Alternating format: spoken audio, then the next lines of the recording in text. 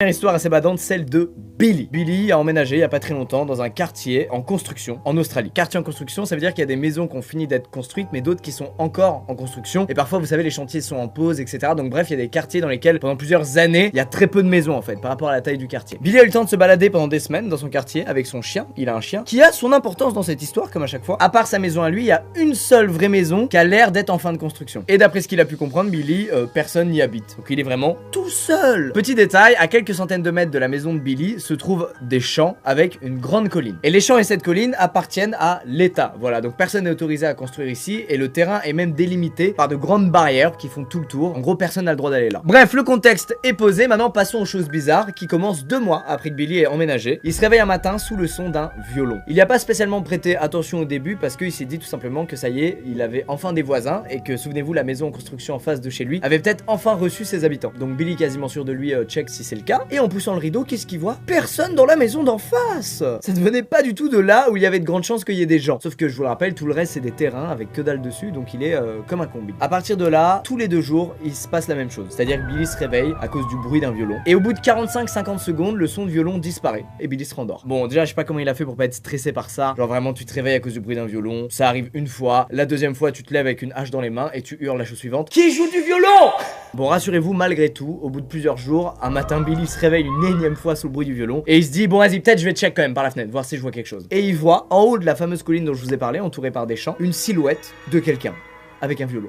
On est le matin, très tôt, le soleil est en train de se lever, donc il n'y a pas une grosse luminosité ambiante. Mais Billy distingue cette silhouette et surtout, il arrive à distinguer un détail important. La silhouette fait comme une sorte de valse, c'est-à-dire qu'elle tourne lentement en cercle tout en jouant du violon. Chacun ses activités et ses passe-temps, moi je vais pas critiquer ça. Billy va ensuite quitter la personne des yeux pour ramasser son petit journal du matin. On parle donc de 10 secondes, mais pendant qu'il regarde plus la personne, le bruit de violon s'arrête.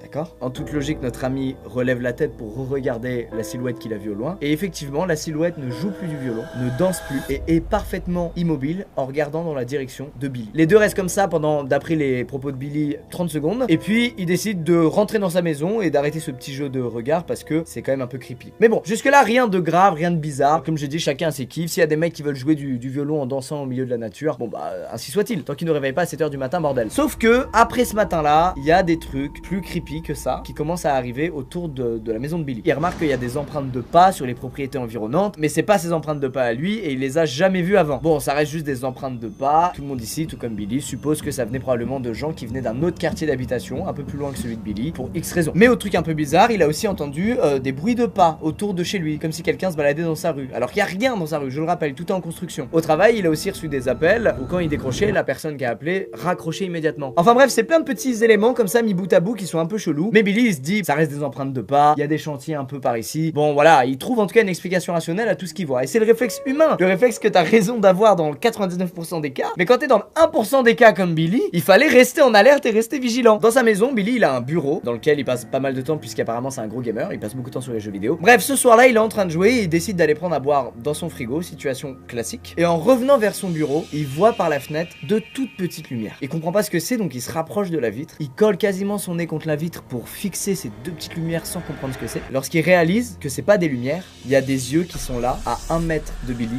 en train de le fixer à travers sa fenêtre. Et notre ami a tellement eu peur, et c'est la première fois que ça arrive dans un thread, je crois, que je raconte en vidéo, que ses muscles l'ont lâché en fait. Il est tombé par terre après avoir réalisé qu'il y avait un visage, quelqu'un qui l'observait là de l'autre côté de sa vitre. Tu m'as fait peur là-dessus. Et devinez quoi, une fois à terre, Billy entend quelqu'un qui commence à jouer du violon. C'est le fameux putain de joueur de violon qui est là à 1 mètre de lui, qu'il a observé et qui s'est mis à jouer du violon après l'avoir vu se chier dessus. Pendant que le mec se met à jouer de plus en plus vite, le morceau est de plus en plus fort, il y a le chien de Billy, souvenez-vous, qui comprend qu'il y a un truc pas normal qui se passe et qui se met à aboyer. Le bruit de violon s'arrête aussitôt et Billy voit à travers sa fenêtre la silhouette se déplacer en direction de sa cour, en direction de là où il y a son chien. Billy reprend le contrôle de son corps parce qu'il a peur pour son chien. Il est inquiet, il a pas envie qu'il arrive un truc à son chien. Billy il sort donc de sa maison pour aller aux côtés de son chien et il essaie de le faire rentrer dans la maison, mais le chien ne bouge pas. Et croyez-moi, quand un chien qui a la corpulence d'un labrador ne veut pas bouger, bah tu ne peux pas le bouger. C'est simple, il reste là. Cette scène elle dure plusieurs dizaines de secondes. D'un côté la silhouette dans l'obscurité quelque part devant eux, de l'autre côté Billy derrière son chien avec ce dernier qui arrête pas d'aboyer. Il finit alors par entendre la silhouette s'éloigner, des bruits de pas qui partent comme ça au loin, mais des bruits de pas en rythme comme quand tu marches, des bruits de pas qui ont plutôt le rythme d'une sorte de danse, d'une sorte de valse. exactement comme il l'avait vu faire en haut de la colline. Son chien a alors arrêté d'aboyer et ils sont rentrés dans la maison. Et à partir de ce jour, Billy n'a plus jamais entendu parler de cette silhouette, n'a plus jamais entendu un bruit de violon, n'a plus jamais eu quoi que ce soit de bizarre qui lui est arrivé. Dans les 2 années qui ont suivi ces incidents, il y a des gens qui ont commencé à emménager enfin dans le quartier de Billy. Il explique qu'il a raconté ce qui lui était arrivé à tout le quartier et que personne n'a jamais entendu un bruit de violon, on n'a jamais vu quelqu'un de suspect dans le quartier. Donc voilà, ça reste une histoire que lui seul a vécu et aura vécu. Et vous, entendez-vous régulièrement un bruit de violon? Vous devriez peut-être vous inquiéter.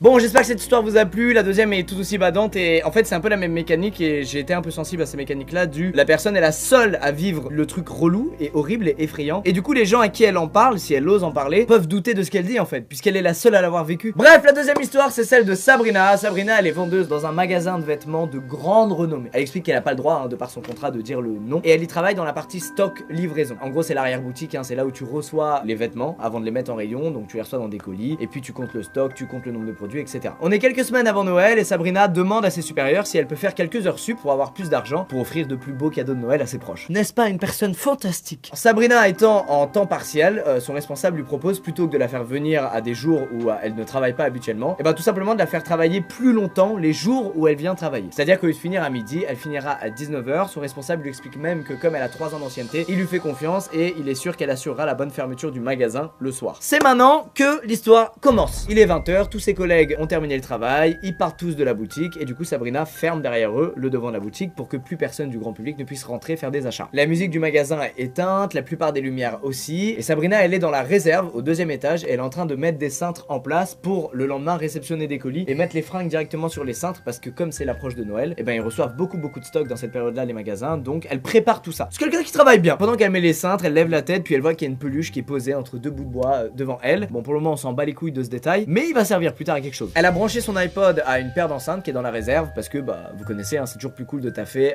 en musique. Mais malgré la musique, elle entend un bruit. Bon, ça peut être 1000 choses, sauf que ce bruit c'est les stores mécaniques de la zone de chargement qui sont en train de s'ouvrir. Elle panique pas pour le moment et elle descend les escaliers pour avoir un visuel sur la zone de chargement inférieure. Sachant que ces putains de stores mécaniques, le seul moyen de les ouvrir c'est un bouton qui se trouve à l'intérieur. On peut pas les ouvrir de l'extérieur. Et sur le chemin, petite précision, il y a plein de lumières à détecteur de mouvement. Quand tu passes devant le détecteur de mouvement, t'entends une sorte de clic qui vient de la lumière avant qu'elle s'allume. Elle arrive enfin dans la zone de chargement inférieure et il y a personne. Le store métallique est complètement fermé et il y a juste Sabrina, seule, qui se dit... Ok, tout va bien.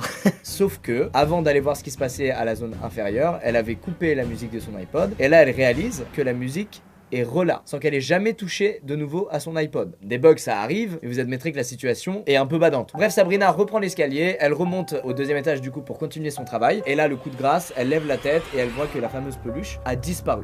À partir de ce moment, elle a plus de doute, elle sait qu'il y a quelqu'un qui est là. Elle ne sait pas qui, elle ne connaît pas ses intentions, mais elle sait qu'elle est pas seule. Sabrina part alors en courant et se réfugie dans les toilettes pour femmes, non loin de là, et plus particulièrement dans l'une des 4 cabines que contiennent les toilettes pour femmes. À partir de là, Sabrina considère qu'il n'y a plus de danger imminent, qu'elle est seule dans cette pièce, et elle se met alors à réfléchir pour trouver une solution en fait à ce qui lui arrive. Elle essuie son front avec son avant-bras gauche et en tournant la tête, elle a vu un visage par terre revenir en direction de la cabine qui est à côté de la sienne. La personne qui est dans le magasin est rentrée dans les toilettes pour femmes et cette personne vient de checker dans la cabine à côté de la sienne et a donc vu où était Sabrina. Le visage qu'elle a vu correspond à celui d'une personne apparemment vieille, au teint gris et avec beaucoup de rides, qui aurait les dents noires et les lèvres légèrement abîmées puisqu'elle saignait, comme si la personne s'était automutilée. Sachant que l'intrus se trouve dans la cabine à côté de la sienne, elle lui hurle d'aller se faire foutre tout en mettant des gros chassés dans la porte de sa cabine, puis elle prend une grande respiration et elle décide de sortir de la cabine et de tracer de l'autre côté du magasin. Heureusement pour elle, rien ni personne ne s'est interposé dans sa charge vers la sortie du magasin. Elle sort alors la clé du magasin, elle déverrouille la porte et elle explique que c'était pas une tâche facile vu qu'elle était dans un état de panique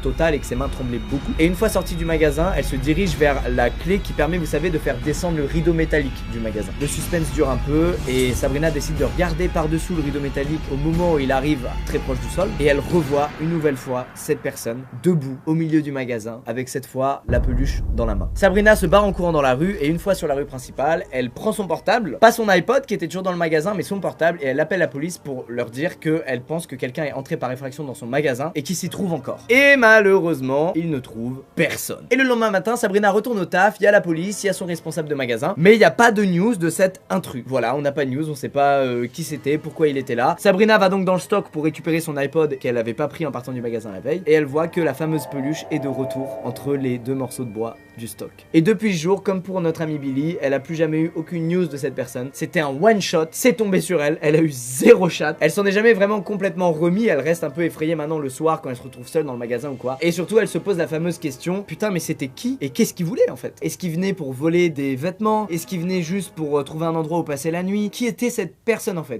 Et on commence avec celui de Lisa. Lisa explique que l'histoire qu'elle raconte s'est passée lorsqu'elle était encore à la fac. Elle a vécu à l'Isla Vista, la communauté étudiante de l'UCSB, connue pour être une école de gros fêtards. Ouais, vous savez, des fois dans les campus, à l'université, ça fait beaucoup la fête. Et d'une école à l'autre, ça fait plus ou moins la fête. Là, le curseur il est très haut. Cette nuit-là, Lisa, elle rentre à 2h30 du matin après avoir bu quelques verres, rien d'excessif. Elle explique qu'elle vit dans une maison avec 2 copines à elle, elles sont donc en colocation. Elle explique donc qu'il était fréquent que l'une d'entre elles ramène une ou plusieurs personnes à l'appart et que cette ou ces personnes dormaient soit sur les meubles, soit dans leur lit selon les affinités. Bref, juste des meufs qui ont la vingtaine et qui kiffent la vie, y a rien d'anormal. Cette nuit-là, pendant que Lisa était partie boire un verre à l'extérieur, ses 2 copines colocataires ont invité quelques personnes à l'appart pour faire une mini-fête. Et ces quelques personnes, Lisa ne les connaissait pas, c'était pas ses amis. En rentrant chez elle, Lisa constate donc que l'une de ces personnes est restée dormir là et qu'elle dort sur le canapé dans le salon. Elle explique qu'elle a pas allumé la lumière parce qu'elle a vu une ombre sur le canapé et qu'elle voulait pas réveiller la personne, mais qu'il y avait bel et bien une personne sur le canapé. En allant vers sa chambre, elle se rapproche donc du canapé et elle s'aperçoit que la silhouette est très raide, que la personne dégage un truc bizarre. Vous savez que des fois on a ce feeling où on se dit attends, il y a un truc pas normal là. Bah là, Lisa elle a ce feeling. Lisa elle est donc à l'arrêt en train de regarder cette personne et cette personne d'un coup tourne la tête vers Lisa. Et truc un peu badant, cette personne regarde Lisa droit dans les yeux avec des yeux grands ouverts. Elle dormait pas du tout. Elle va penser que cette personne est probablement soit ivre, soit sous drogue. Bref, n'importe quoi qui puisse expliquer qu'une personne se retourne brusquement vers toi à 2h30 du mat avec des yeux grands ouverts. Elle rejoint sa chambre comme prévu et elle prend bien soin de verrouiller la porte de la chambre avant de se glisser dans son lit. Et là, elle s'endort. Tout va bien qui finit bien? Pas du tout. À 4h30, il y a un bruit étrange près de la porte de sa chambre qui la réveille. Un bruit qu'elle décrit comme le bruit que pourrait faire quelqu'un en tapotant des doigts contre une porte. Premier réflexe assez logique, Lisa elle reste dans son lit, elle bouge pas et elle fait aucun bruit. Bref, elle attend que ça passe, comme on le fait tous dans ces situations où il y a un truc très badant et on est dans le déni jusqu'au moment où on se rend compte que il va peut-être falloir agir parce qu'il y a un truc pas normal. Les minutes passent et le bruit devient de plus en plus fort, comme si la personne cette fois tapait contre la porte en bois avec les doigts de ses 2 mains. C'est pas une activité commune de taper avec ses doigts contre les portes. Donc là elle bade. En faisant le moins de bruit possible, elle prend son téléphone et elle envoie un message à sa coloc qui est de l'autre côté de l'appartement. Elle lui explique que son ami est en train de frapper contre sa porte avec ses doigts, que ça la fait bien bader et elle lui demande d'aller lui parler pour le calmer parce que ça l'empêche de dormir. Après plusieurs minutes d'attente, Lisa reçoit aucune réponse de sa pote tout simplement parce qu'elle dort. Elle est donc seule dans sa chambre et il y a un gars de l'autre côté de sa porte qu'elle ne connaît pas et qui est en train de gratter